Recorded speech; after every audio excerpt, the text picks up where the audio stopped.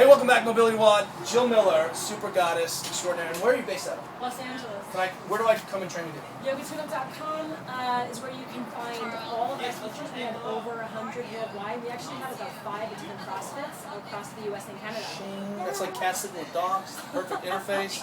Jesse Burdick is filming right now, which is the first time that we have one of the strongest kids on the planet filming a conversation with a physical therapist and like a yogini. Is that the right word? We're triangulating. It's freaking me out right now. So okay, we just talked about using the 2 balls to create some room in the thoracic spine, the bony prominences, some of that stuff. You showed me something earlier that blew my mind. I have always felt kind of tacked down, the diaphragm tacked down in some of this region. And one of the reasons is I was a bad breather as a kid. I had asthma, right?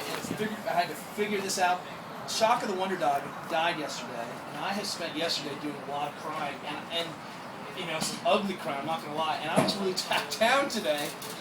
Thanks a lot, Shock, for nothing. 14 years, and I get this stiff down diaphragm, that's all I got to show for it. So here's what I want to show. I want to show, Jill showed me this, and we've got this with a medicine ball as well, which is a little bit hard, but you probably have one of these lying around. This is just like a kid's ball that you can work. And then this one's a little bit sticky and grippy and probably won't pop when the fat guy gets on it.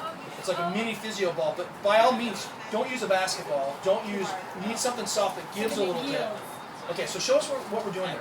So the ball can go anywhere between the pubic bone and the bottom of the rib cage. And you just lay down on the ground, and you're doing 2 things. You're looking for tension, because there may be tension between the different layers of the abdomen. You've got the rectus, you've got the obliques, you've got the transverse. And you're trying to restore. I mean, they need to slide these layers, and they get stuck down. Yeah, and one of the first things you're going to notice, actually just putting this in here, you can feel my psoas is a little bit on tension, because you can actually feel into the posterior ab here as well. But the diaphragm is sitting on top like a soft tissue canister. It's sitting above all these other tissues, and it's sewn to them. So if I'm a bad breather, I'm going to feel tension in my abdominal layers. And so one of the things I can do is I can do a contract, relax, pneumatic exercise here. Take a huge breath. It's stiff. Yeah. Well, take a huge breath. Hold the breath, and then actually create tension around that held breath. So I'm doing this little pneumatic stiffness. I call this the tubular core.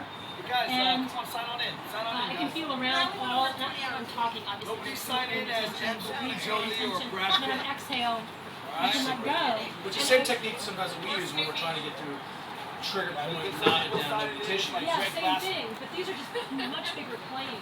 Right. Yeah, and you can't really put them in the It's difficult. In fact, we have to use we're going with the knife pick, an ice pick with the crossball kettlebell combo. But what we really need is I need large global shear, working on large fascial planes. And I'll tell you, I just did this. This is wretched. This is disgusting. This thing makes me vomit in my mouth a little bit. But I would put this as the worst, Kelly Starrett's worst MY. This is my goat.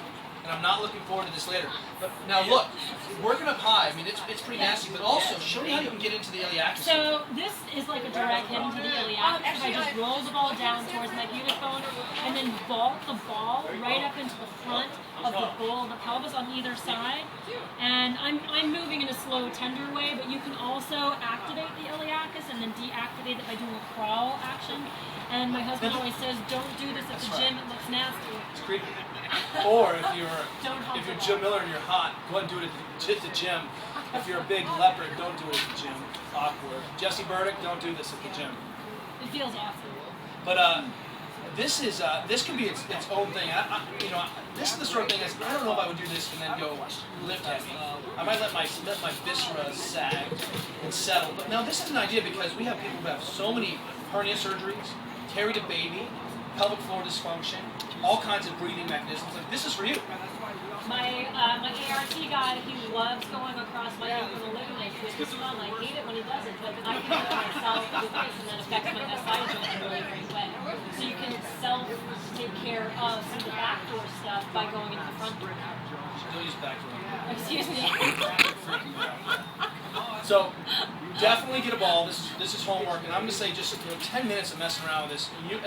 You know how I always know when I'm finished is that it doesn't hurt anymore.